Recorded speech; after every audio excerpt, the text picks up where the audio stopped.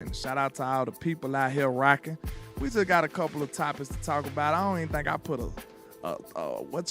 title or nothing on this thing, man. We just had something on our hearts. We had to get it up off our chest, you understand? You feel me, Hen? Man, I understand, man. And hey, man, I'm glad to be back in the trap, man. You ain't had me in the trap about 50, 11 years, man. Cause you ain't allowed, man. You ain't allowed over here, man. You so diabolical. I gotta watch out for you. I know good and well. I gotta watch out for you. Not you calling me diabolical. You diabolical, man. You know what I'm saying? So when I come to the trap, I'm diabolical now. Yeah.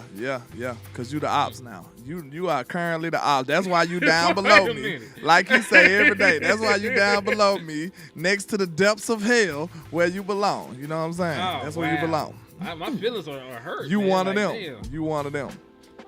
Man, I feel so bad right now, man. I thought we were now you see how I feel every day when I come on your channel. Every day. Every day, all my life I had to fight messing with you, man.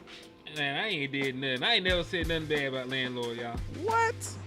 Ever. See, it's a Sunday, Hen. Don't you know them lightning strikes turn up around this time now?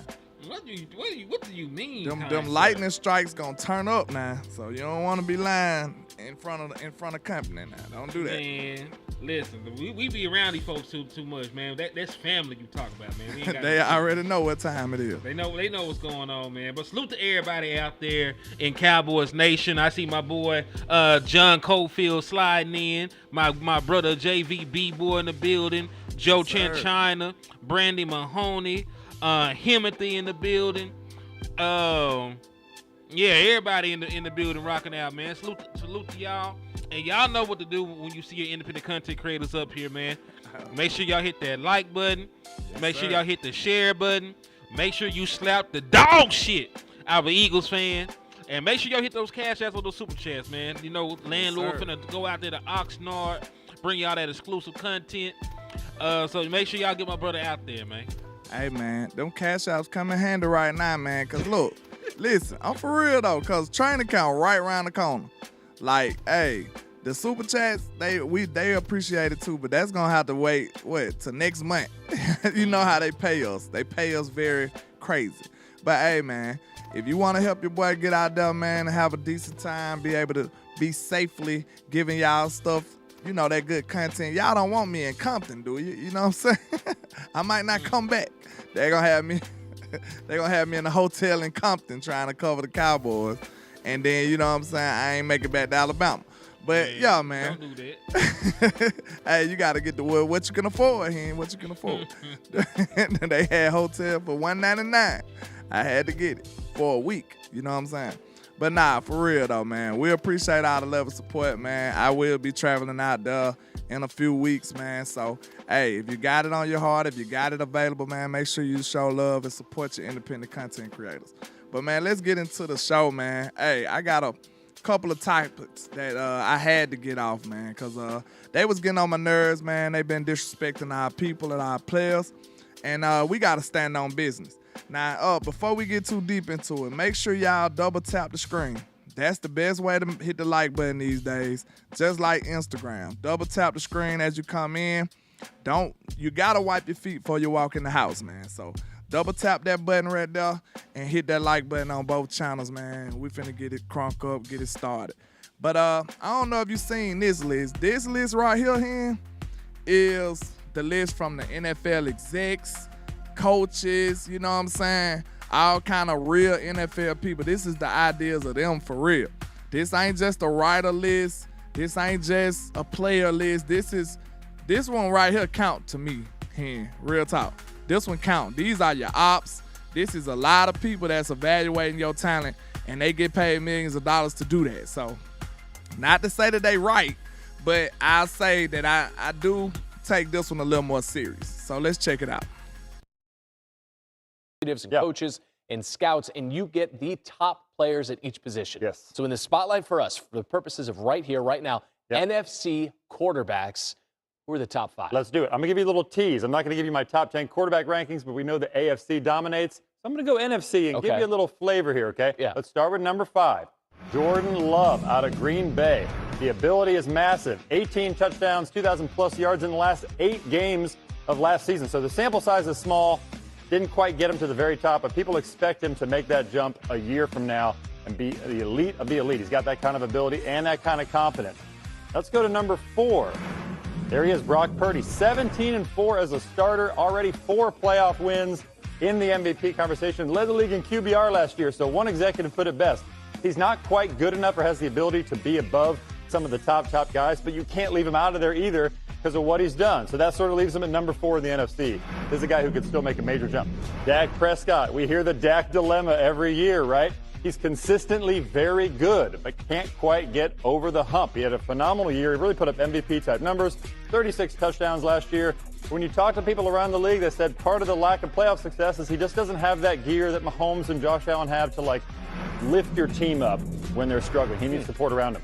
Jared Goff, how about this upset? Number 2. I consider this at least a mild upset. 3 years ago, this guy couldn't get a single vote in my project. Now he's knocking on the door of the elite status. One NFL coordinator said he's the very best in the NFL throwing against zone coverage. So that's a huge compliment. And you got Matthew Stafford, tried and true. So this is where I love my project, because if you go by the numbers, maybe he's not number 1 in the NFC, but eye test, ability to lift his teammates. One NFC executive called him a kingmaker. Puka Nacua, good player. With Stafford, he's great. Cooper Kupp, good player. With Stafford, he's great. Stafford goes out of the lineup 2022, they lose a bunch of games. Comes back in the playoffs. So just his presence creates a massive swing for a team in a winning direction. Man, see, I got so many disagreements, man. But first, I'll let you attack it if you want to, Hen. What are your problems? What are some of your concerns about some of that gibberish you heard from those people? Well, first and foremost, it's hard for me to keep Dak Prescott off the top of the list just based on the raw numbers. You know, when you talk about what Dak Prescott has accomplished in the National Football League, he's won over 70 games as a starting quarterback in the National Football League. He's made an All-Pro selection. He's been to 3 Pro Bowls. He's been Rookie of the Year. Last year, he was second in MVP voting. Should have pretty much won the MVP. If he was not a Dallas Cowboys quarterback, he would have won MVP. A little bit of history. A Dallas Cowboys quarterback has never won MVP. Not Roger Staubach, not Troy Aikman, not Tony Romo, not Dak Prescott.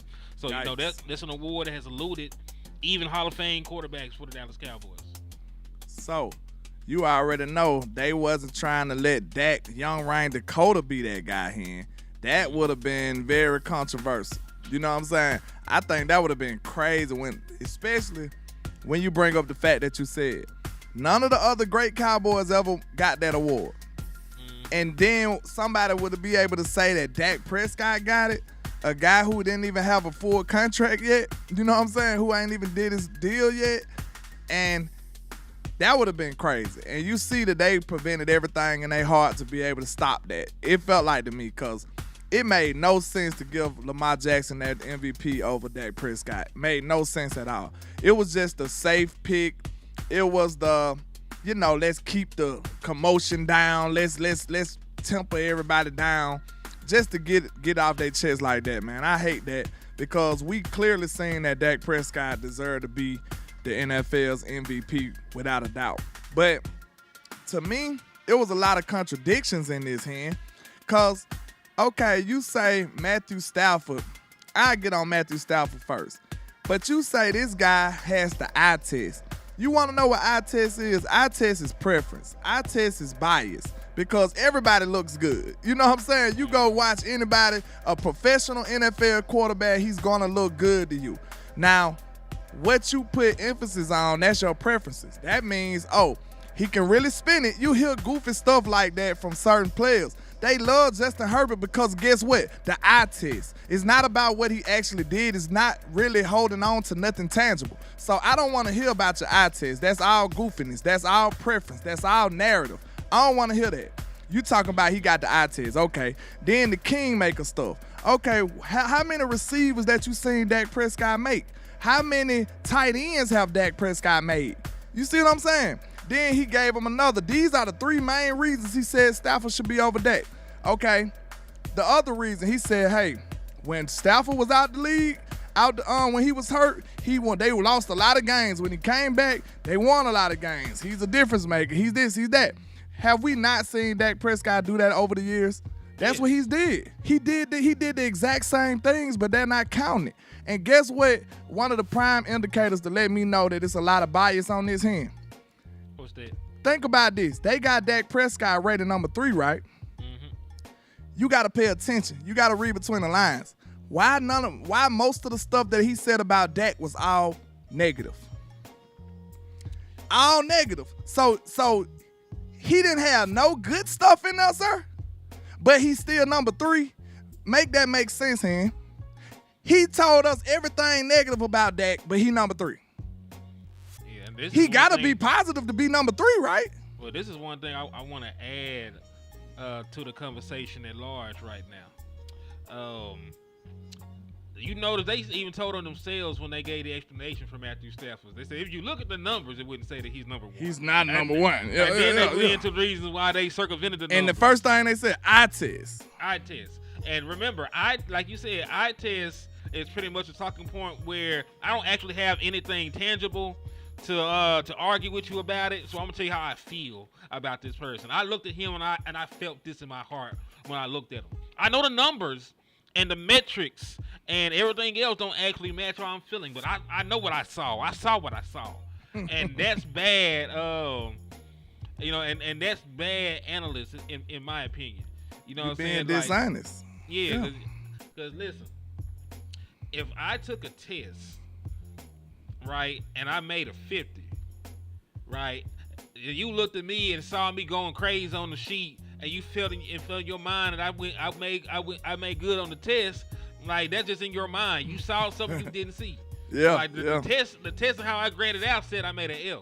You saw how I prepared and saw me just getting through the test real quick. You felt like I probably did good on the motherfucker. Yeah. Just because you saw it don't mean you saw what you saw. So eye test is never that for me. Facts. This one thing I want people to realize: when you like players, bro, you gonna listen. This is human nature. Don't make me. I'm not gonna say I'm excluded from this. Just being honest. Every analyst in football, any person that's evaluating anybody, we all semi-guilty of this. If you like the person, instead of being critical, sometimes you might find a reason. Instead of saying, oh, he just didn't do good that play, you might be like, well, if it would have been blocked a little better, that you do that type of stuff for players that you fond of, that you like. That type of stuff in real life too. You know what I'm saying? You like that girl, you gonna disregard it. You gonna disregard it. She a little worse. Yeah, you know what I'm saying? Like she'll look crazy, but she cute though. You know what I'm saying? So when you fond of the player or the person, you gonna find a little reason why you should bypass some of their flaws. But if you don't like the person, if they do anything, you're going to be like, ha, see there? That's why you ain't do it. Ha, you're going to be ready to get rid of them. If they do anything, if they breathe hard, you already on that. This is what I want people to understand. That human nature is still involved in some of this player evaluation, no matter how they want to say it. Because I just proved to you, how is Dak Prescott rated number 3 on this list? But all the things that he mentioned about Dak Prescott was how he didn't deserve to be this number 1 guy. That's all he talked about. He said he just can't get him over the hump. Then he threw in at the end where he needs players around him. Who the hell don't need players around him here? Everybody needs Who players don't need around players around him? And listen, the guys they got ahead of him, like Jared Goff. Jared Goff ain't never been a quarterback that elevated the team. He has never been that. Jared Goff has been the beneficiary of a stellar run game, a good offensive minds. Like, it has never been Jared Goff putting a team on his back and getting them wherever they go. Like, you remember I talked about him getting to the Super Bowl the first time around with 1 damn touchdown. He threw 1 touchdown the entire Super Bowl run they first time around. That's crazy. Like, that's not having more turnovers than touchdowns is not contributing to your team in a positive manner. Now, he played real good last year. I'm gonna give him last year for performing, but even then they had great offensive skill weapons. Gibbs, Montgomery, what's the other boy name? Amon-Ra St. Brown, the wide receiver. Jameson from Williams from Alabama. The tight end, Laporta. He had all kinds of weapons. So to say that Dak Prescott needs weapons and everybody else on the list has weapons, right? And also to call, to piggyback what you said earlier, to call Matthew Stafford a kingmaker, like Dak Prescott hasn't elevated CeeDee Lamb's game. Like CeeDee Lamb was not on trajectory to be an all-pro receiver when Cooper Rush was playing. Like they were barely scoring points. All of a sudden, Dak Prescott comes back and he goes for over 1,300 yards, all-pro selection. Played with Dak Prescott this year. Then broke every Dallas Cowboys record for a receiver. Like last time I remember, Amari Cooper said Dak Prescott saved his career. Facts. Cole Beasley said the best season he ever had was with Dak Prescott. He said, fuck that all-pro selection he made with Josh Allen. He said him and Dak had the best season together. Then you had our boy Randall Cobb come out, talk about how Dak Prescott helped revitalize his career. So he gave him his flowers and called Dak Prescott elite. Right? You got these tight ends getting paid with Dak Prescott. Like who the hell? Let's keep it down. Wow, man. Who the fuck was not Dalton Schultz, but who the fuck was who the fuck was Blake Jarwin before Dak Prescott got good? Nobody was checking for no damn Blake Jarwin, dog. Blake Jarwin got a bag playing with Dak Prescott. Who was Dalton Swain? Schultz. Who was Joe Swain? Who was Dalton Schultz got a bag playing with Dak Prescott. Jake Ferguson finna get a bag. He's considered one of the best young tight ends in the league. Finna get a bag playing with Dak Prescott. CeeDee Lamb finna get a bag playing with Dak Prescott. Is that not a kingmaker? Randall Cobb career was rejuvenated. You know what I'm saying? Cole Beasley like you just said, man, these players talking up and telling you how much of a difference that Dak made. Cedric Wilson would have got a bag if he would have stayed. He did get a bag, though, with Miami. Well, yeah, he still got a bag. You see what I'm saying? Like, Dak allowed people to get money, too. Noah Brown even went and got another contract because of what he did with Dak Prescott. And we didn't know. We treated Noah Brown like rubbish. Hey, you know what I'm saying? Can I interject real quick to my Go ahead. boy 6'4"? Do your thing. That obviously is not the case because remember, this is coaches that voted on this. This is executives that voted on it. All those guys voted on this. If they care so much about postseason success, why Jalen Hurts didn't make the top 5? He went to a Super Bowl and they said, "Fuck Jalen Hurts." Yep. He's not a top 5 quarterback in the NFC. He's not a top 5 quarterback in the NFC. They don't give a damn about Jalen Hurts going to the Super Bowl. And then what they did last. So apparently they don't care about that. About postseason success. Yeah. They going off a lot of things instead of just one thing. Yeah, you see what I'm saying? Because listen, like going to the Super Bowl, winning playoff games is a team accomplishment. Because nobody's going to sit here and say that Doug Williams was better than Warren Moon. Nobody's going to say that Rex Grossman is better than he went to a Super Bowl. Nobody's going to say that he's better than Phillip Rivers. You know what I'm saying? Like, let's keep it a wow. Like, having postseason success is a team accomplishment. Like, we literally seen teams win without their quarterbacks doing anything. Like Jared Goff, I keep saying it. 1 touchdown, 2 interceptions, that got his team to the Super Bowl because they had a good team. Peyton Manning, 3 touchdowns, 7 picks, got his team a Super Bowl win. You know what I'm saying? So you can perform bad if your team like that. He said Noah Brown when it got a decent little bag playing with Dak Prescott. Noah got a bag. So that's what I'm saying. Like, I ain't even get a chance to get at Jared Goff, but I was just talking about Matthew Stafford for that part. But Jared Goff, come on, bro. This man, see, I think this is a result of people valuing them number 1 picks so long. Like, they are down that hill. They just can't help to be wrong, bro. Like, they don't want to be wrong. They hate that. So they'll just hold on to this narrative forever. Like, they rather just hold on forever for dear life. Like, bro, we understand he was a number 1. Well, he was a number 1 or when he got drafted? Jared Goff. I think Jared Goff was he was top 5. I think he was number 1 overall pick or the number 2 overall pick. I'm thinking he was number 1. So he might have been the number 1. I think Matthew Stafford number 1 overall pick? Yeah, he was. And listen, I fool with Matthew Stafford. Matthew Stafford was like that, but he's just not like that now. What is he, like 36? Yeah, he's good now. I ain't saying he's a bad quarterback, but he's not like that. What happened to the Rams when he playing when we played him? Beat the shit out his ass. We beat the hell out of him, but they don't want to talk about that. They just holding on to the Super Bowl he got with McVay. You see what I'm saying? That ain't talking about what happened last year. What about last year? They just took last year out. See, this list is super inconsistent when you think about it. Because, look, they obviously valued last year when it came to Jared Goff, but they didn't value last year when it came to who? Matthew Stafford.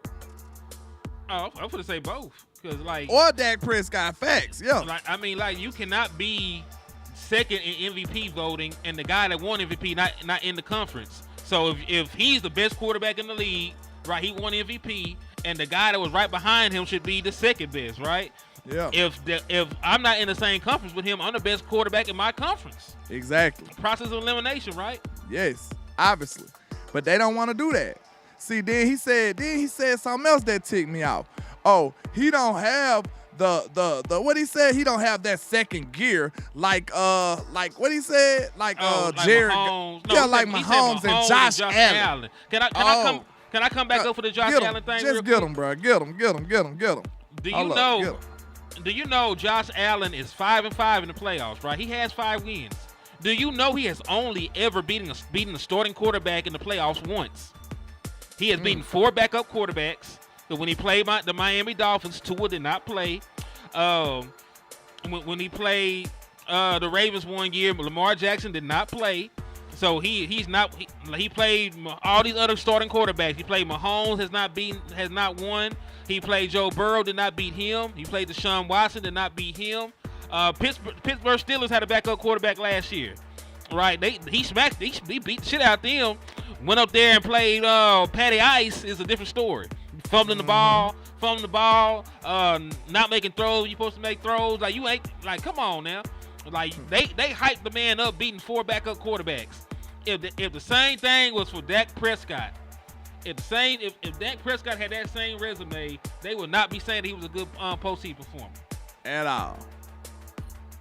all. But you see how that's why I said this got so many contradictions in it. So many contradictions. As if Jared Goff got over the hump last year. Like, I know he went to a Super Bowl, but he didn't win. That's the thing about it. So, no, if you didn't win, you didn't get over the hump. That's point blank period. You didn't do it. So, I don't understand what people talking about, man. There's a lot of inconsistencies in this list. A lot of them. Because, like, at least have a foundation so we can have a real conversation about this. You see what I'm saying? Like, it's too many inconsistencies. You super value Jared Goff last year, but you didn't value Dak as much last year, or you didn't value Matthew Stafford as much last year. You said Matthew Stafford is if that's just your favorite dude, just say that's your favorite dude, bro. Because it made no sense for you to even have Matthew Stafford that high, especially after last year, especially after the last few years, right? Mm-hmm. Like, come on. But y'all got him number 1, though. Not top 5. I ain't got no problem with that because Stafford is a talented quarterback. He's just old. Super Bowl winner. Yeah, he's talented. On an all-time passing list. Like, he's a great quarterback. I like Matthew Stafford. But how did Matthew Stafford do against our defense last year? And we know our defense wasn't even like that. So let's be real. He didn't play too well. You know what I'm saying? He got destroyed. Didn't he get a pick 6 or something? Then Bland pick 6 them, didn't it? He was late. He was late in the flat. Deron Bland pretty much skipped. Took that bitch to the house. So yeah. And this is the thing though, man. Like, Matthew Stafford is the only one. He is the only one that actually has a Super Bowl in the NFC. But like I was saying, we're not going off a body of work. You know what I'm saying? We're not going off of lifetime achievements. Who is the best quarterback right now going into 2024? You know what I'm saying? That is the question. And the quarterback that is coming off of leading the league in passing touchdowns and only throwing 9 interceptions in the regular season, you know, doing all this stuff, is not should not be that low on the list. Like, the other guys did not have the same kind of production. Jared Goff was not the most important part of his offense last year. Matthew Stafford was not the most important part of his offense last year. He wasn't an all-pro. He had an all-pro running back, Kyron Williams. Facts. You know, the Detroit Lions had one of the best run games in the National Football League, if not the best. I got to go back and look because both they running backs were for almost 1,000 yards. So Dak Prescott, I know it fell apart in the postseason, but he was the offense. Him and CeeDee Lamb. Dak Prescott throwing the ball to CeeDee Lamb and throwing the ball to Jake Ferguson was the entire offense for the Dallas Cowboys. You should get some kind of credit for that. Now, listen, I don't want it to be that way because I think we need help in the postseason. I think Dak Prescott needs a run game in the postseason to get over the hump. But as it stands right now, what they asking Dak Prescott to do, he has a higher level of difficulty than the other guys do.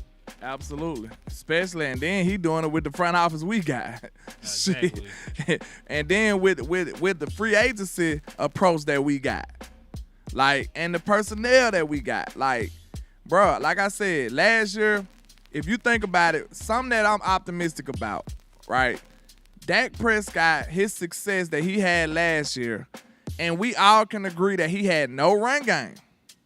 His O-line was not that great. His defense did not show up a few times last year in the big moments. If his defense would have showed up that Miami game, we would have had a dub. If that defense would have showed up in Green Bay, we would have had a damn sure better chance. I tell you that. Because nobody scored that much in the whole playoffs. I don't even think in the Super Bowl. Nobody scored that much. The Super Bowl went to overtime. Nobody scored 40-some points on nobody other than your Dallas Cowboys, the defense who y'all rave about. Me and him had a conversation mid-season. When I seen that defense against Seattle, what I said? I said, oh, we not like that, bro. We not like that. That ain't us. Yeah, I call this man mid-game. I'm like, man, you seen the shit I'm seeing. Like, nigga, nah. I was convinced that this wasn't the defense I thought it was. Like, no lie. And at the beginning of the year, I'm calling this Doomsday 2.0. I'm lit. I'm like, bro, we finna take over. And people fail to realize. And I don't like how y'all don't hold these people accountable. Do y'all not remember when we said, hey, the strength of this team was the defense? The defense was the strength of this team. Coming into 2024, 2023, who was the defense? Who was the driving force of this football team? Listen, they told us all Dak Prescott had to do was not fuck it up. He said the defense was going to win. We were going to win the championship for us. All he got to do is hand the ball off. Yeah, like y'all told me, all Dak Prescott had to do was not turn the ball over. Not only did he not turn the ball over, he led the league in passing touchdowns. Then we got some other shit to talk about, right? Man, then like you said, just think about that. Now he said, hey, Matthew Stafford missed a lot of games, and then he what he said, Matthew Stafford missed a lot of games, and then when he came back, they won a lot of games. Dak Prescott did the same exact thing, bro. But look, guess what happened, though? Cooper Rush maintained, but we was at the bottom of the barrel in offense. When Dak came back, we went straight to the top. And then guess what? Dak went crazy that whole rest of that season, led you to 12 wins or whatever. But guess what they did? They clouded your judgment because of the interceptions. They said, nah, he got interceptions, so wipe everything away, everything clean. He gets no credit because he got interceptions. But guess what? I challenge any one of y'all to tell me who led the league in interceptions last year. Without Google. Without Google, right now, in the next 5 seconds, who the hell led the league in interceptions? That right there lets you know that was a straight distraction. They didn't want you to give Dak no credit, because it was Dak Prescott, the one who led the league in the interceptions last year. They wanted to make sure you understood that. Matter of fact, let me Google it now. You see what I'm saying? It's not even a big deal. But guess what? They made it a big deal because they didn't want to give Dak no credit. That's what it was. When he came back, Dak still had this team firing on all cylinders. This man had a broke thumb. He still was cooking. But guess what everybody said? Oh, he got interceptions. He got interceptions. Yeah. They clouded everything he did because of his interceptions. Okay, so Sam Howell had the most interceptions. That boy threw 21. Jesus. Who was second? Josh Allen had 18. And these, Dak ain't got the gear. No, time out. Stop it. Hold on, wait a minute. They pissing me off. Because listen, why he ain't mention the interception with Josh Allen? Oh, he said Josh Allen, Dak ain't got that second gear like Josh Allen. What you talking about, the second gear to throw interceptions? That what you talking about? Throw picks, fumble the ball. Bro, y'all got to realize this, man. Don't let these people trick you out of a good quarterback, man. Don't let these people trick you out of a good coach, man. Y'all just be taking all these mainstream narratives and just let them feed into your mind, and then y'all just spill out this crazy stuff, man. Y'all just be really just listening to these people, man. It's crazy. Think you know for what's yourself. crazy? Think for yourself, man. Nobody really gives a fuck about interceptions because last time I remember when Matthew Stafford won his Super Bowl, he led the league in interceptions. Exactly. Did that stop him from winning a Super Bowl? The interceptions stop Brett Favre from winning a Super Bowl because y'all know that man throw picks. Brett Favre threw 1,000 touchdowns and 1,000 picks. And we loved him for it. We loved him for it. Eli Manning. I still like the Brett Favre to this day. I liked the Favre, bro, as a quarterback. He was a good quarterback to me. Care about no interceptions. I ain't care about Romo interceptions. I didn't. I just hated when he did it at the wrong times at times. That's all. I mean, 6'4", if he had a playmaking gear, why has he only beaten one starting quarterback in the playoffs? And that one win was against Lamar Jackson when he got hurt. Lamar Jackson didn't even finish the damn game. He has never won a playoff game with the other starting quarterback started the game and finished the game. He's beaten 4 backup quarterbacks, and he beat Lamar Jackson when he had to lead the game at halftime. So what is this playmaking gear people are talking about? Because he has not won in the postseason like that. Then that same year when Dak led the league in interception, guess who was tied with him? Josh Allen. Oh, yeah, that's right. Josh Allen was tied with him. But you know, guess what, Hen? You heard what he said. Well, Dak did it in this many games, and he was playing. You know what I'm saying? Oh, but guess what? Dak ain't got that second gear, though. He ain't got that second gear like Josh Allen. Oh, bro, yeah. if these y'all favorite quarterbacks, just say that. Just say that. He said Lamar Jackson. Yeah, Lamar Jackson numbers in the postseason are actually bad. Like Dak Prescott got Dak Prescott got like 21 touchdowns and like 8 turnovers in the playoffs. So he's not that bad. I think it's like 18-7, some shit like that. Guess what? This is a great example of exactly what I was saying earlier. Guess what? When I like you, you a gunslinger. Hey, that's a gunslinger right there. When I don't like you, man, that dude throw too many interceptions, bro. Turnover machine. Man, he need to tighten up, bro. This what I'm telling y'all, bro. It's our preference. And it is a little biasness because it's between who you like. If you like them, you gonna give them a little pass. That's just how it is. That's human nature, bro. I feel like it is. And I see it in a lot of people analysis too. We just gotta be real about it. If you like him, he's a gunslinger. If you don't like him, he throw too many interceptions. That's a fact right there. That's machine. A fact. Facts. Gunslinger or turnover machine? You gonna be one of those labels. It's a thin line. It's a thin line. It just depends on if I like you. That's all. A thin line between love and hate, my boy. Straight up. It's a thin line. And you don't hear people tell you this stuff, man. So y'all just gotta really pay attention, man. You gotta learn to read between the lines. When you hear foolishness like that, ask yourself, is that really the case, or is he being a little unfair? Is he being a little biased? Because a lot of the times, it be biasness. Pat said, if we being honest, the mainstream media has manufactured these top quarterbacks based on who they like, not their actual skill set, which is very true. That's what we arguing about now. Which is very true. Because listen, Dak Prescott is everything you want in a quarterback. He's accurate. He's athletic enough to make plays out of structure. He can make plays off platform. He adds the actual prospect of being able to rush. You know what I'm saying? Like, Dak Prescott is everything you ask of a quarterback. And, like, you look at his all-time stats. I'm not even talking about what he's done. Like, the man is currently the 4th most accurate quarterback in league history. If I said that out loud, folks would try to put me in a damn institution. They thought I was tripping. But if you Google that shit, 4th highest career completion percentage in league history, right? He got one of the best passer ratings in league history, one of the best touchdown interception ratios in league history. But Dak Prescott ain't shit because he ain't won a Super Bowl. That man really like that, but you don't hear it from the mainstream, so it's not the narrative that's popular. You know what I'm saying? But that's why you got us here. We here to tell you the truth. You know what I'm saying? It's a lot of foolishness going on. Don't let these people trick you out of a good quarterback. You sitting up here mad at Dak when you know good and damn well that we ain't got nobody to stop the run right now. We have nobody to stop the run, and we got a great receiver and a okay receiver, a good receiver, you know. Yeah, and some people say good, I say okay. I mean, hey, it just depends on what side of that spectrum you fall on. But we know exactly what we have, bro. Don't forget about the offseason when the real season starts. Like, I'm going to preach that all offseason. I promise. I'm preaching that all offseason because we forget. They're going to be like, dang, Dak Prescott lost that game. Bro, we have no defensive tackles at all. We had Miles Smith cleats nailed to the ground and he still was getting moved.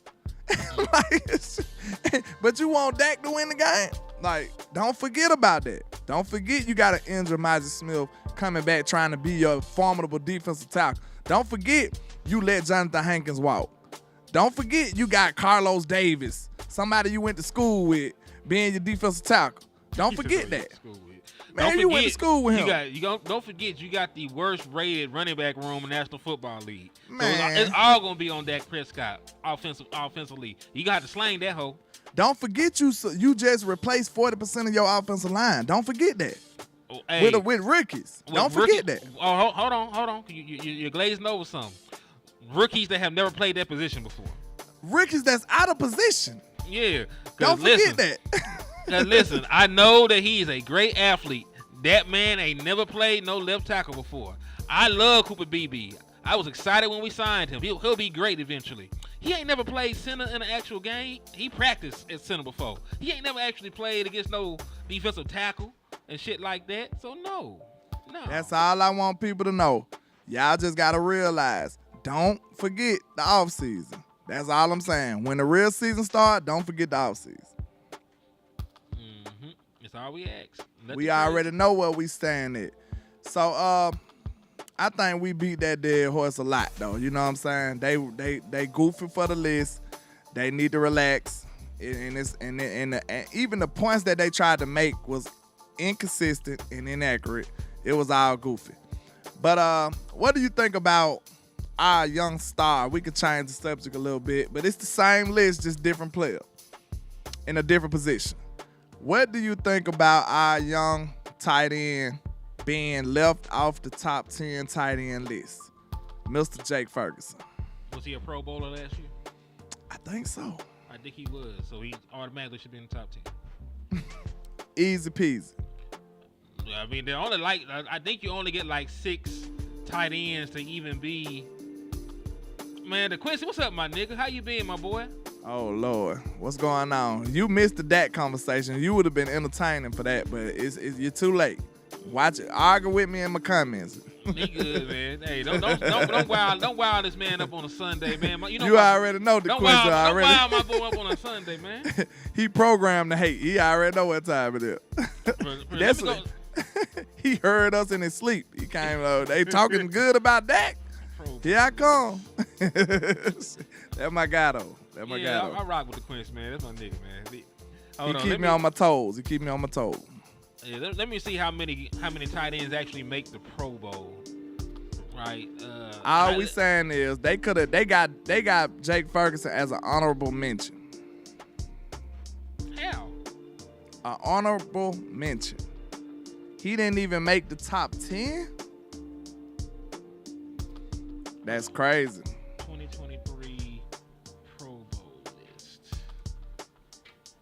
Roster finalized. Okay, let me go ahead and try and track this shit down. All right, so strong safety. All right. 1. All right, that's 2.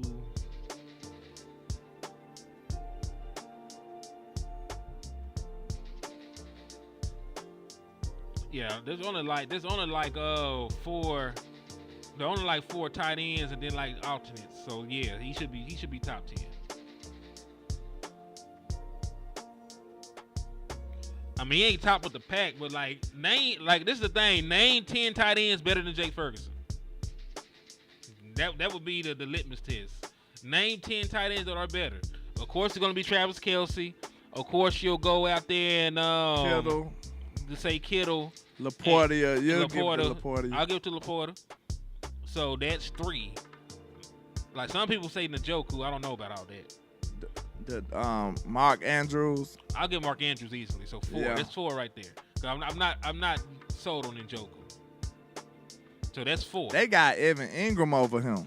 I'm not. Yeah. So They got Evan Ingram on the list. That's an easy one then. If Jake Ferguson better than Evan Ingram, that's gonna be a litmus test. If Jake Ferguson is better than Evan Ingram's, then the list is trash.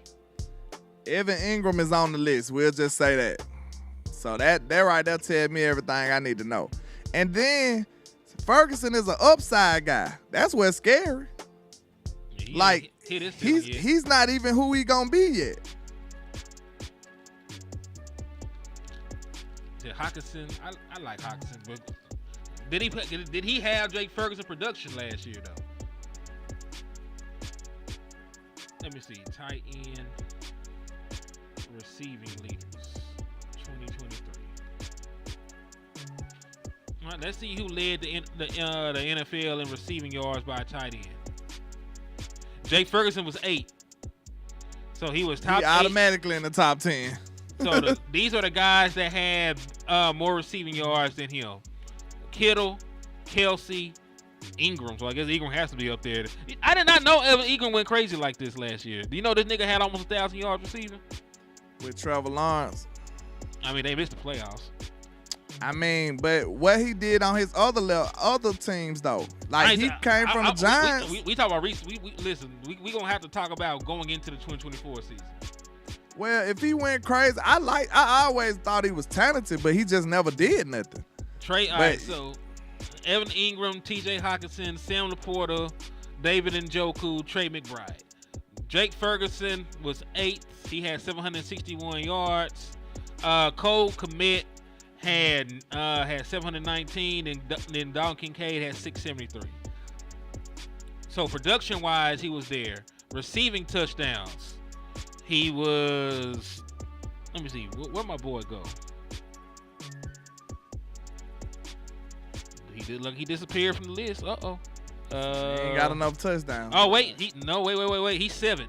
So he was 7. He was top 7 10 with that too. He was 7 in receiving touchdowns. He was 8th in receiving yards. Does that sound like he had top 10 production? Exactly. Yes. So I say he had top 10 production for his position. There were only 6 guys that had more touchdowns, and Waller retired, so he can't be on the list. Waller retired, so he can't be on the list. I ain't gonna lie though, Goddard ain't no bad tight end, but I wouldn't take him over Furr right now. Just strictly off the age, maybe? I wouldn't take him over Furr right now. I wouldn't. That's just my opinion. I can't speak for nobody. I wouldn't take him over.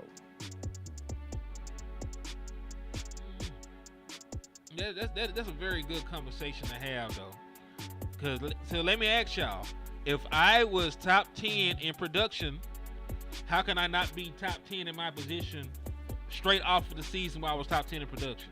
Because last time you see me, I was him. Goddard ain't had number 592, 3 touchdowns. Yeah, Goddard's a good name, but he didn't play well. I'm saying last year he had 592, 3 touchdowns. I'm not taking that over Ferg. No. Hell no. That's what I'm saying, because he had a name, but his production didn't match. Matter of fact, the Eagles' entire offense was trash outside of A.J. Brown and Devontae Smith. Exactly. Jalen Hurts numbers were poo-poo.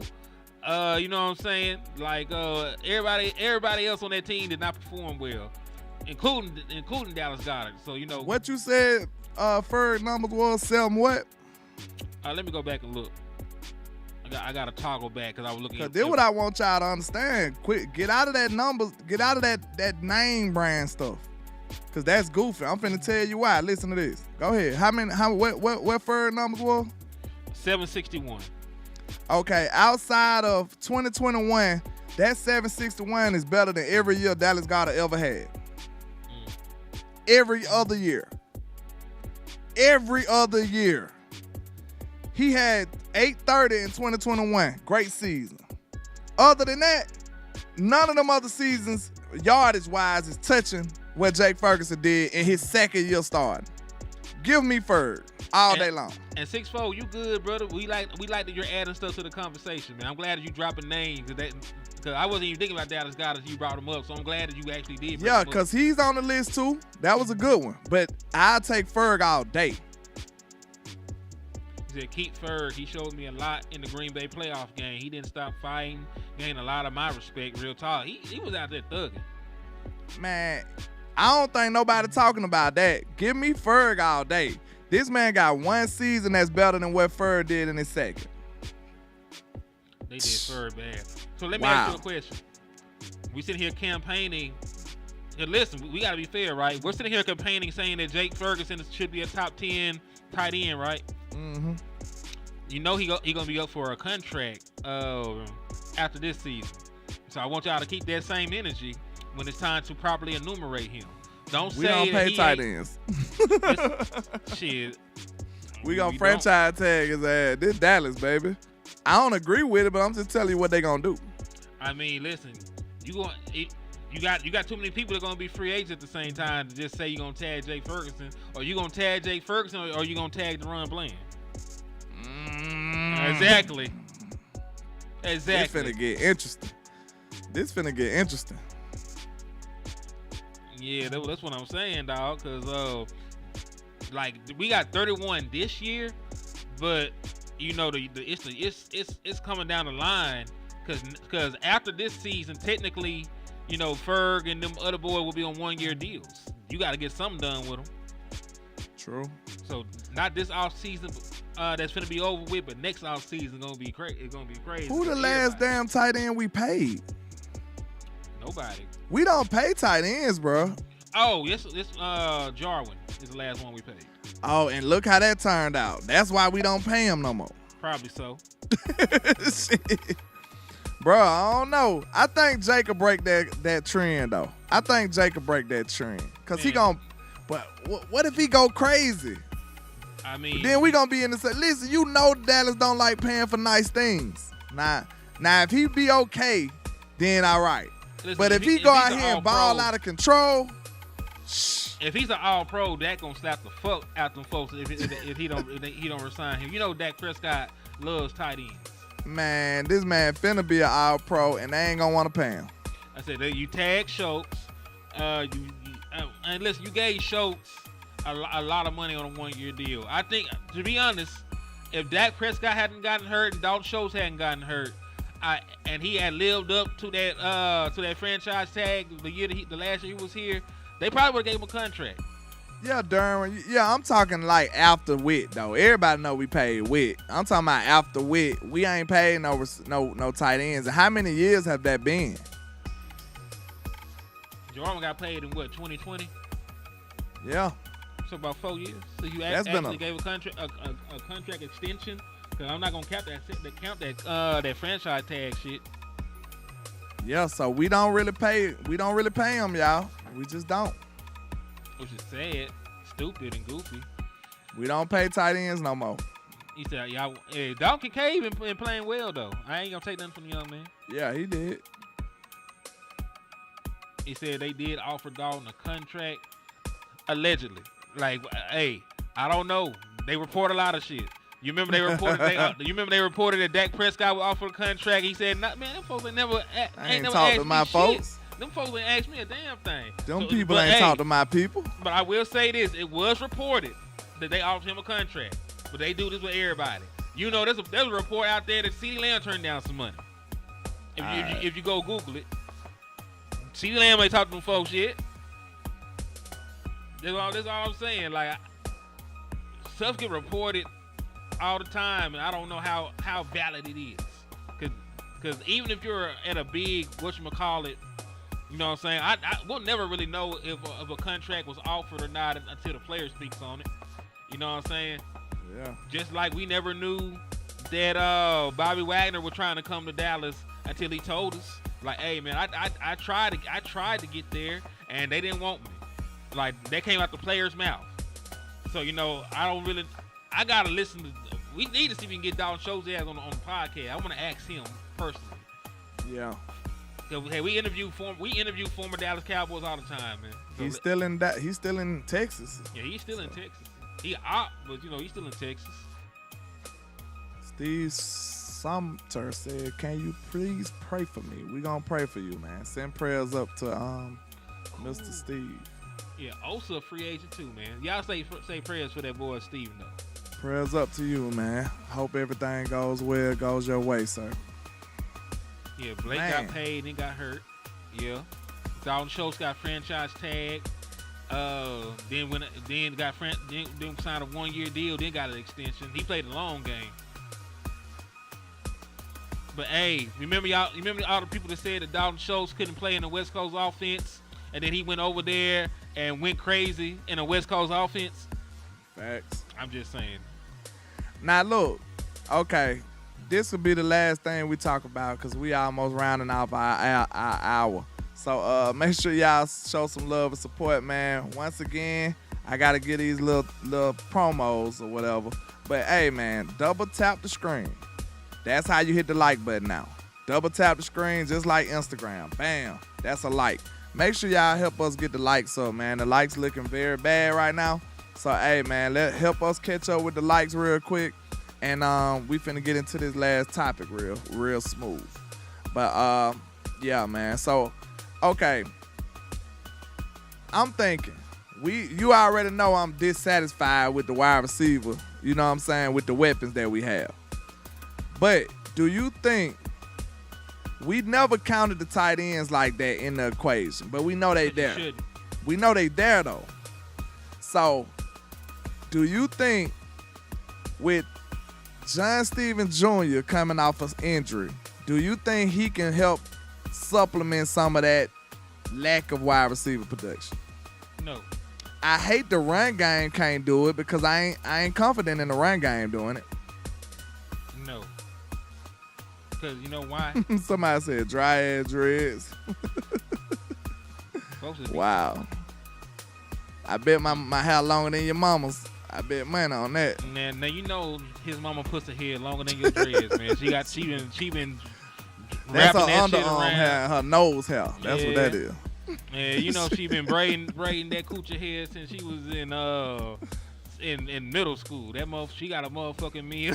Hey, just think about this though. What kind of life you gotta have just to come on the screen, just negativity? You don't even know me or nothing. That nigga ain't say, hey, bye. That nigga say, giant threads. You gotta have a miserable life, sir. Good Lord. We gotta pray for that man too. Something wrong with this dude. Man. Damn, you come in and you walk both sides of your bed is the wrong side, man. I already know that. Somebody pissed in your Cheerios, your Cinnamon Toast Crunch. You tried 2 different cereals and they both had piss in them. That's terrible. Sad stuff. This nigga grew up ugly and now he mad at the world. Like, I'm sorry about your past trauma, my boy, but we ain't got shit to do with it. He was never able to bag a girl in his life. He never been able to put hands on a woman. So he come on here on the internet and just want to be mad at everybody. I get it, bro. I get it, sir. Yeah. And then I bet you a man worried about another man's health. What you looking at my health for anyway? It's for your girl, not for you. Remember that. He trying to fondle you, man. You got to tell Diddy no. I ain't looking at no other man health. I'm looking at your girl health though, not yours. What the hell wrong with you? There's some weird people in the world, y'all, so forgive me. There's some weird people. This motherfucker is yelling, black people! Yeah. Yeah, be very afraid, motherfucker. Niggas was in the Oh, shit. That's funny. Oh, shit. I got to put that on the screen for some reason. It feel appropriate. It won't let me do it. There we go. Yeah, it feel appropriate. Look, man, when you got the kind of spirit I got, bro, it's hard to mess me up. It's hard to make me mad, bro. I be happy. I love life. He said he love my fellow black people. Okay. I'm glad I'm here, bro. Y'all can't rain on my parade. I feel great. These people's funny as hell. Y'all crazy as the fuck. Dude woke up and started talking about a man hell. That's crazy. Man. That man wants you to be his Goldilocks. he gotta relax. Who the bitch was in the tower? Rapunzel? Rapunzel. He said, landlord, let down D hair. That is crazy, man. That is crazy. And look, it's just like I said, you're a grown man worried about somebody's health, man. You need some better things to do with your life, man. You know? Man, you need a job. It's funny, bro. But look, go back to the content because, you know, he can diddy on his own time, all right? He can diddy on his own time. We talking about Do you don't think you? So you're not gonna give us no optimism at all? This is my thing. You just mean like you ain't gonna give us no optimism at all. Because this is the thing. My tight ends cannot supplement what my wide receivers are giving me because it's going to be different sets for my tight ends. You know what I'm saying? Like there are going to be times where I have to go 4 wide. I have to go 3 wide. And having another tight end is not going to do me any good because if I'm running 3 wide receivers and a tight end, having an extra tight end is not going to help me because I got Jake Ferguson. Thanks. You know what I'm saying? Like when I'm in those sets, a wide receiver has to be a good wide receiver. There's only so many things schematically that I can do with an extra tight end. You know, how often do you think we're actually going to play 12 personnel? Not often. We're not going to play 12 personnel that much. Yeah. You know what I'm saying? Even last year, we were a primary 11 personnel team. Matter of fact, most of the NFL is primarily an 11 personnel team. It's an 11 personnel team league overall. You know what I'm saying? From the Chiefs to the Bills, like every team plays majority of their sets in some alternation of 11 personnel. So just by me having another tight end out there, no matter how good they are, there's only going to be a limited number of times where they're going to be on the field and involved in the pass, and even involved in the passing game. 9 times out of 10, if I got an extra tight end on the field, he's run blocking. So you know what if I split them in the slot or something? That still ain't gonna help it out.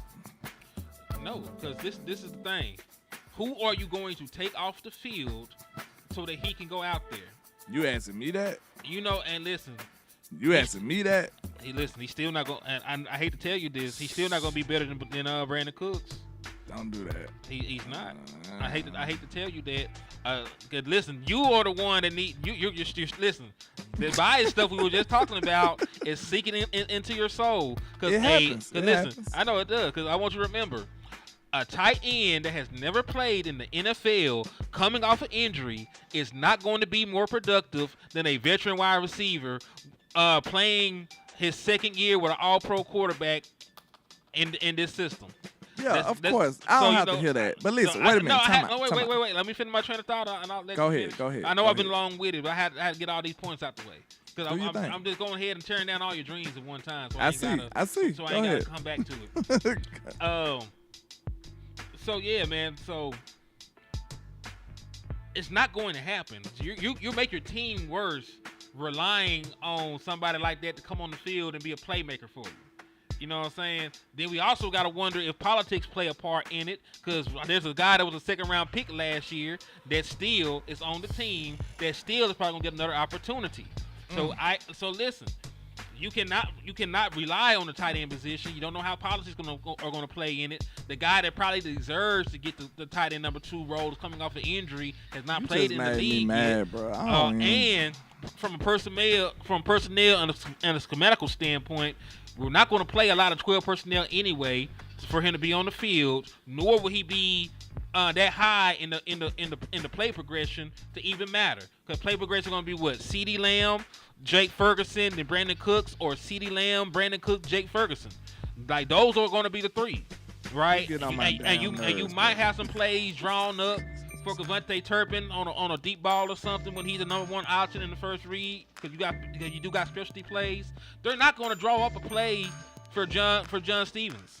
You know what I'm saying? Get on my damn nerves, man. God damn. So why you had to mention Schoonmaker, bro? Because now it's all my dreams is just gone. So listen, if Schoonmaker forced on us, bro, he better be hooping. He better be hooping. He better be. Look, that shows you a lot. I did too, for real. I 100%. When he said it, I'm like, damn, man, you just took all my hope and dreams away. I seen Schoonmaker, and I told him, man, get your ass over there. Hey, ain't that John Steven Jr.? That's how I was. But this dude gonna bring up Schoonmaker. Nah, that's a roadblock right there. That's a roadblock. That's just, you ain't going past that at all. So now, shit. But landlord, why you say or else? What's gonna happen if he don't? Nothing. I'm gonna cuss everybody out every day. So nothing. So you're gonna be mad. You're gonna I'm gonna be yelling at my computer. You're gonna be That's mad. what's gonna happen. And he's gonna still be in the way year 3. I'm gonna send Jerry a stern email one day, bro. You should send a character witness letter to the courthouse up here Friday when he comes to Texarkana for his lawsuit. Man, I'm finna invest in the ops. Jerry, you better do right, bro. You better do right. We sick of this. Dang, man. That Schoonmaker, that's a problem. He's a thorn in our side right now. I'm gonna tell you that straight up. Cause I don't know, it'll have to be something catastrophic for them to actually start John Stevens over him, bro. I just don't see no way, bro. No way. I mean, listen. Even if Schoonmaker wasn't here, like, how does this other tight end positively affect your passing game when those multiple tight end sets are not West Coast offense things? West Coast offense, you're asking him to run. You asking him to run an offense that he don't run. They run 3 wide receivers. They run 4 wide receivers. There's gonna rarely ever be 2 tight ends on the field, and I can damn near guarantee when there's 2 tight ends on the field, 70% of the time it's gonna be a run play. I mean, it's just what it is. Schematically, it doesn't even fit what we do. See, this is what I was thinking about. Just like situationally then. Like, he ain't got to overall be better than Brandon Cooks. But if I can expose a matchup or 2 and let John Stevens rock, because I'm still ignoring Schoon. I'm still ignoring Schoon, okay? Leave me alone. I'm ignoring him. Red zone maybe, but outside of red zone area, and even then, when is he going to be he's never going to be the primary target in the red zone. Man, I'm going to look Schoon dead in his eyes and then turn my head and start talking to John Stevens Jr. Hey, see. I'm just saying, like, there's never. It ain't that personal, man. He seemed like a great guy. I met him and everything, man. He seemed like a great guy. Like, I met him at camp last year. He seems like an excellent young man, but that ain't got nothing to do with football. I'm sorry. Hey. He ain't got shit to do with football. But listen, disregard Schoonmaker if you want to. And listen, I'm just saying, any tight end is not going to get that kind of burn if your name not Jake Ferguson. It just is what it is. It's not how this team is built. It's not how McCarthy's offense is built. Let me ask you a question. I got one more question after your question, then, and we're going to wrap it up. Go ahead. And this is simple. When the number 1 tight end in Green Bay got hurt, did Mike McCarthy let another tight end step up, or did he go strictly wide receivers? He went wide receiver crazy. Okay, I got one question, okay? This for everybody, too. I want y'all answers, too. Do you think this offense could perform at a championship level with Jake Ferguson being your number 2?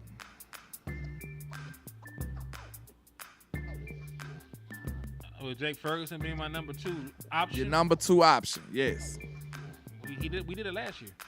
I'm talking about to a championship level. Do you think we can do this again? Do you think we can duplicate this? Do you think we can go further than we did last year? There is a precedence for it being the case. We seen teams with tight ends as their number 1 and tight ends as their number 2s win Super Bowls. Kelsey was the number 1 option for the Kansas City Chiefs. We seen Rob Gronkowski be option number 1 or option number 2, depending on who the other running mate was, right? So we've seen it happen. The real question is, do we have enough everywhere else? Because I think that Jake Ferguson, if he starts hot, he gets the targets, he could be a 1,000-yard receiver. But that's not really the issue or the crux. We're not going to win a championship with these other deficiencies that we have. I have no doubt in my mind that he can be productive and get a bunch of yards and get a bunch of touchdowns. He plays with an MVP caliber quarterback. So yes. The issue is what you said, the other caveat is championship level. Your defense was giving up 28 points per game last year. That's not a championship level defense. You ain't got a championship level run game. Okay, I'm talking about one side. I know, but I'm just saying in general though. I mean, like, the offense is already a championship caliber offense. If we're being honest.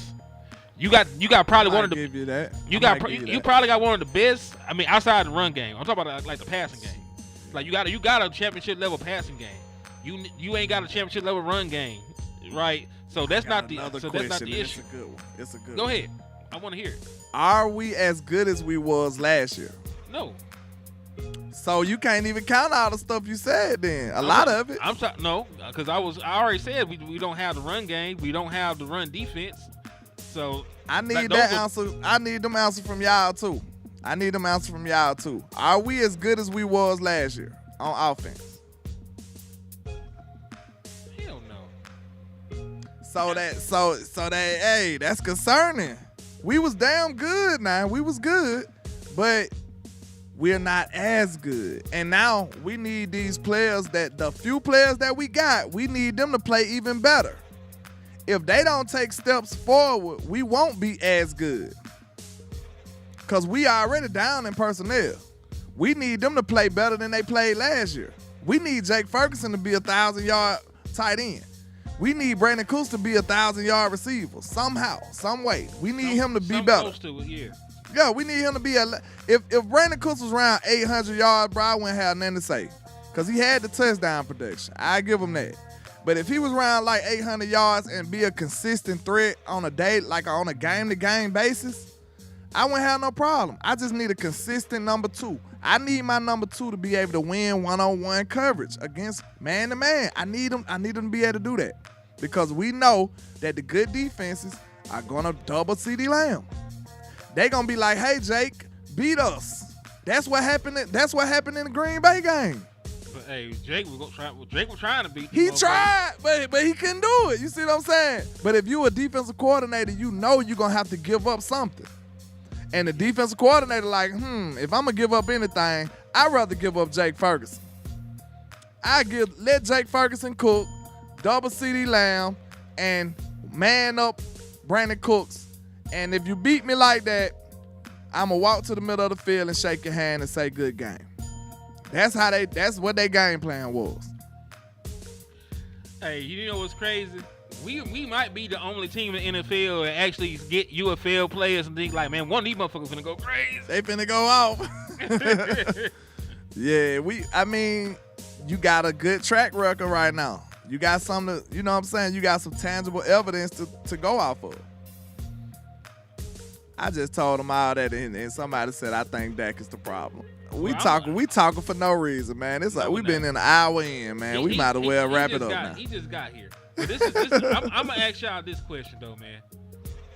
If Dak is the problem, why we ain't win no Super Bowl with Tony Romo? If Dak Prescott was the sole problem with the Dallas Cowboys, Facts. Why we didn't win a Super Bowl after Troy Aikman retired, or in the twilight years of Troy Aikman? Dallas Cowboys have not won. Have not won a Super Bowl in almost 30 years. Have not been back to a championship game in around that same amount of time. Man, why y'all whack East Side like that? He ain't even say that. Don't do it like that, y'all. Come on. He just said it sounds like I'm sure he might have said something before, though. I don't know. He might have said something crazy. But he just said it's an easy way he said sound like an easy way to beat the Cowboys. Somebody smacked them. Somebody put the Secret Service on them. So, yeah. They can't touch me because my shoes just like they didn't hit him in the ear either. They hit him somewhere else. You know what I'm saying? In the ass. But yeah, man. Yeah, I think that's a concerning question right there. Are we better than last year? No. I don't give a damn how optimistic you is. I don't think you can say yeah. Ooh, hold on. Action Pal asked a very good question. With the way our front office operates, is it a good thing that we're actually successful getting UFL players? No, it's not. It's not. It's actually not. Because, man, listen, I wanted Derrick Henry. These motherfuckers might be trying to find a running back in the UFL to do it. Like, man. They might be trying to get a quarterback out the UFL next. Hey, he better than that. Man, these crazy folk. Like, yeah, listen, you got those folks in your family that be doing Groupon. You said they be doing Groupon and everything else. I mean, and this the thing, Alvin. If Dak Prescott is the problem, then why have the Dallas Cowboys not done shit? When Dak Prescott hasn't played, Like last time I checked, when Tony Romo got hurt, Dak came in and we were #1 seed in the NFC. When Dak gets hurt, what the fuck do we do? Before Dak Prescott was here, Michael what Parsons. we doing? Yeah, before Dak Prescott was here. Like the Dallas Cowboys got 4 playoff wins in like 20-some years. Dak Prescott got 2 of them. So why are we acting like the Dallas Like we Cowboys? were so successful before Yeah. Dak. He's just holding us back. Yeah, this my thing. Like I would understand if we were like the New England Patriots and the guy replacing Tom Brady wasn't getting shit done. Listen, if Dak Prescott came behind Tom Brady or somebody like that, or Dak Prescott was the first quarterback after Troy Aikman, I might listen to y'all. This will make sense then. You know what I'm saying? But the fact we ain't done. Listen, Dak Prescott was in diapers the last time that we were a good a championship level football team, and he a grown ass man with a child of his own at this point. He got a beard. This man got a beard. He bald headed. He got an old lady. I'm He got a baby. I'm 40. I got a beard. What he said? Gee, he had a beard. That was crazy. What that was? Talladega Nights. Yeah. I think so. Foolishness. Ricky Bobby. Them my guys. But yeah, man, I think we pulled off a good show right here. I think we pulled off a good show. Y'all drop some fire emojis or some hand clapping or something, you know what I'm saying? Something like that if y'all enjoyed the content today. You know, we did this on a random, just boom. We had some on our hearts and we just wanted to get it up off our chest, you understand? We had to go ahead and get it to y'all the way we know how to do it. Shout out to everybody coming in. I see Danny coming in late, man. We appreciate you, bro. We salute you. We appreciate everybody that stayed here for this hour and 11 minutes. Hour and 11 minutes. How I talk. An hour and 11 minutes. Sitting here hearing us whine and moan and cry about these Cowboys because we sick of them.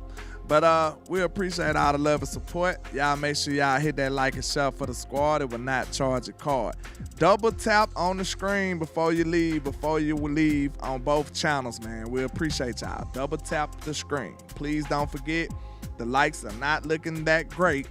So y'all help us out, man, and get the likes up. On hand side too, man. Make sure y'all hit that like button. Double tap the screen. You got anything else you want to tell them, ACM? I do. And Evan Mack, I agree with the backfield. And like you'll never hear me defend the backfield, but you got to give Dak Prescott some saving grace. Like he's played good football. But yeah, man, just hit the like button on the way out, hit the share button on the way out. My boy Landlord is going to Oxnard, so y'all make sure y'all hit those Cash App and those Super Chats on the way out to support my boy Trip. He gonna be on that road. He gonna be all out in Cali, playing Not Like Us. Kendrick Lamar gonna pull up on him, put him in the video and shit. Hey, we finna go up. Certified lover boy, certified pedophile. Hold on, man. I'm gonna be out here going off. I'm gonna have the cowboy version of Not Like Us in a minute. You know what I'm saying? Land, fuck him up. All right, you know what I'm saying? On there going off. Yeah, but yeah, hit those like and share on the way out. Sub to the channels if you haven't, man. I'm trying to he trying to get the 7. I'm trying to get the 3. Trying to run it up, man. Absolutely. And yes, there are very nefarious ass ligaments out there, man. Very nefarious ligaments in Cali. Absolutely. Shout out to all our people, man. But hey, what that boy Wes be saying on his way out? Man, that boy be saying, never look down because the star is up.